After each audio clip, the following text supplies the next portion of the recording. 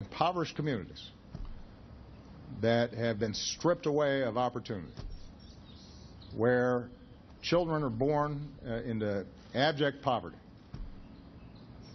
They've got parents often, because of substance abuse problems or incarceration or lack of education, themselves can't do right by their kids.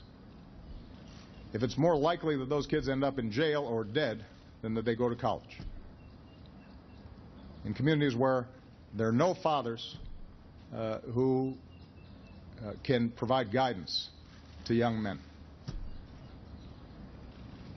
Communities where there's no investment and manufacturing has been stripped away.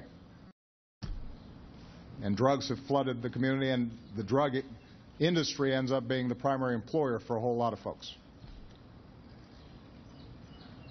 In those environments, if we think that we're just going to send the police to do the dirty work of containing the problems that arise there without, as a nation and as a society, saying what can we do to change those communities, to help lift up those communities and give those kids opportunity, then we're not going to solve this problem. And we'll go through the same cycles of periodic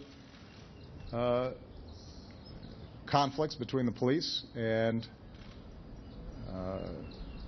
communities, and the occasional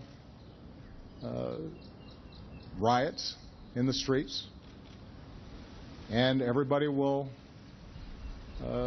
feign concern until it goes away, and then we go about our business as usual.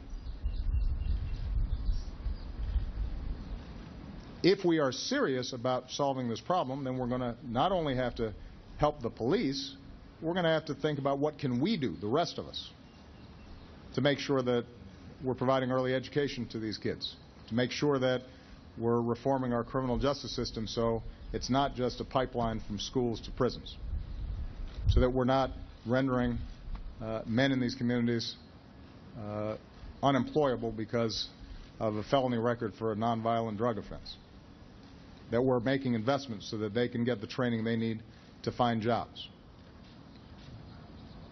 That's hard. That requires more than just the occasional news report or task force. And there's a bunch of my agenda that would make a difference right now in that. Now, I'm under no illusion that out of this Congress we're going to get massive investments in urban communities.